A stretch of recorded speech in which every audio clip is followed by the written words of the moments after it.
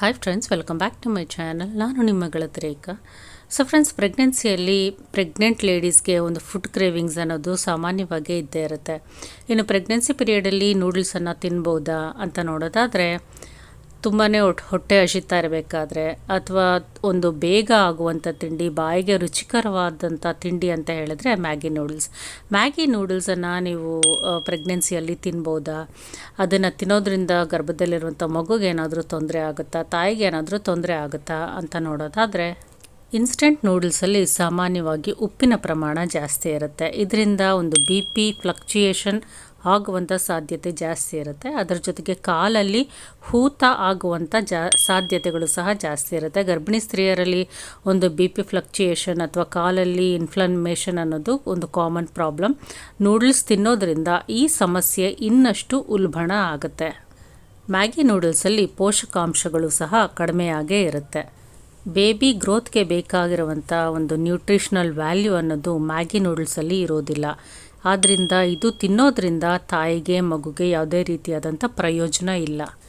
ಇನ್ನು ಈ ರೀತಿ ಇನ್ಸ್ಟೆಂಟ್ ನೂಡಲ್ಸ್ ಒಂದು ಮಸಾಲ ಪೌಡರ್ಗಳಲ್ಲಿ MSG ಅನ್ನೋ ಒಂದು ಕಂಟೆಂಟ್ ಇರುತ್ತೆ. ಅದ್ರ ಜೊತೆಗೆ ಪ್ರಿಸರ್ವೇಟಿವ್ಸ್ ಸಹ ಹಾಕಿರ್ತಾರೆ.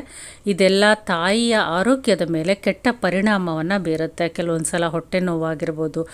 ವಿಪರೀತವಾಗಿ ತಿನ್ನೋದ್ರಿಂದ ಒಂದು ಮಿಸ್ಕ್ಯಾರಿಯೇಜಸ್ ಆಗುವಂಥ ಸಾಧ್ಯತೆಗಳು ಸಹ ಇರುತ್ತೆ. ಮ್ಯಾಗಿ ನೂಡಲ್ಸಲ್ಲಿ ಕಾರ್ಬೋಹೈಡ್ರೇಟ್ಸ್ ಅನ್ನೋದು ಜಾಸ್ತಿ ಇರುತ್ತೆ. ಅದರ ಜೊತೆಗೆ ಇದು ಮೈದಾದಿಂದ ಮಾಡಿರೋದ್ರಿಂದ ಇದು ದೇಹದಲ್ಲಿ ಒಂದು ಶುಗರ್ ಲೆವೆಲ್ಸ್ ಅನ್ನೋದು ಜಾಸ್ತಿ ಮಾಡುತ್ತೆ. ದೇಹದಲ್ಲಿ ಎನರ್ಜಿ ಲೆವೆಲ್ಸನ್ನು ಸಹ ಕಡಿಮೆ ಮಾಡುತ್ತೆ. ದೇಹದಲ್ಲಿ ಶಕ್ತಿಯನ್ನು ಕುಂಠಿತ ಮಾಡುತ್ತೆ. ಇನ್ನು ಪ್ರೆಗ್ನೆನ್ಸಿಯಲ್ಲಿ ಈ ಒಂದು ಮ್ಯಾಗಿ ನೂಡಲ್ಸನ್ನು ಸೇವನೆ ಮಾಡೋದ್ರಿಂದ ಕೆಲವೊಂದು ಸಲ ಅಜೀರ್ಣತೆ, ಒಂದು ಅಸಿಡಿಟಿ ಅಥವಾ ಎದೆ ಉರಿ ಅಂತ ಸಮಸ್ಯೆಗಳು ಸಹ ಬರುವಂಥ ಸಾಧ್ಯತೆ ಇರುತ್ತೆ. ಇದು ಕಾಮನ್ ಪೀಪಲಲ್ಲೇ ಬರುತ್ತೆ. ಅದರಲ್ಲೂ ಪ್ರೆಗ್ನೆಂಟ್ ಲೇಡೀಸಲ್ಲಿ ಈ ಸಮಸ್ಯೆ ಬರುವಂಥ ಸಾಧ್ಯತೆಗಳು ಜಾಸ್ತಿ ಇರುತ್ತೆ. ಎದೆ ಉರಿ ಆಗ್ಬೋದು ಅಥವಾ ಅನ್ಕಂಫರ್ಟಬಲ್ ಫೀಲ್ ಆಗ್ಬೋದು. ಯಾಕೆಂದರೆ ಇದರಲ್ಲಿ ಒಂದು ಮಸಾಲೆ ಅನ್ನೋದು ತುಂಬಾ ಜಾಸ್ತಿ ಇರುತ್ತೆ. ಇನ್ನು ಈ ರೀತಿ ರುಚಿಕರವಾದ ಸ್ಪೈಸಿ ಆಹಾರ ತಿನ್ನುವಂಥ ಕ್ರೇವಿಂಗ್ಸು ಪ್ರೆಗ್ನೆನ್ಸಿಯಲ್ಲಿ ಜಾಸ್ತಿ ಇರುತ್ತೆ. ಅಂಥವ್ರು ಏನು ಮಾಡಬೇಕು ಅಂದರೆ, ಈ ರೀತಿ ಒಂದು ಇನ್ಸ್ಟೆಂಟ್ ಫುಡ್ಡನ್ನು ನೀವು ಜಾಸ್ತಿ ಪ್ರಮಾಣದಲ್ಲಿ ತಗೊಳ್ಳದೆ ಅಪರೂಪವಾಗಿ 15 ದಿನಕ್ಕೋ ತಿಂಗಳಿಗೋ ಒಂದು ಬಾರಿ ತೊಗೊಂಡ್ರೆ ಯಾವುದೇ ರೀತಿಯಾದಂಥ ಹಾನಿಕಾರಕ ಇಲ್ಲ. ಆದರೆ ಆದಷ್ಟು ಈ ಫುಡ್ಡನ್ನು ಅವಾಯ್ಡ್ ಮಾಡೋದೇ ಒಳ್ಳೆಯದು.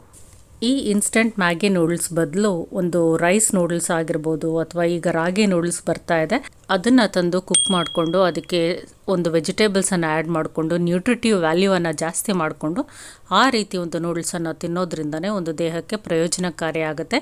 ಬಾಯಿಗೆ ರುಚಿಯಾಗೂ ಸಹ ಇರುತ್ತೆ. ಇನ್ನು ಈ ರೀತಿ ಆಹಾರಗಳನ್ನು ನೀವು ತಿಂದಾಗ ಖಂಡಿತವಾಗ್ಲೂ ನೀರನ್ನು ಜಾಸ್ತಿ ಕುಡಿಬೇಕು. ಯಾಕಂದರೆ ಇದರಲ್ಲಿ ಪ್ರಿಸರ್ವೇಟಿವ್ಸ್ ಇರುತ್ತೆ, ಉಪ್ಪಿನ ಅಂಶ ಜಾಸ್ತಿ ಇರುತ್ತೆ. ನೀರನ್ನು ಜಾಸ್ತಿ ಕುಡಿಯೋದ್ರಿಂದ ಈ ಅಂಶಗಳನ್ನೆಲ್ಲ ಅದು ಕಡಿಮೆ ಮಾಡುತ್ತೆ.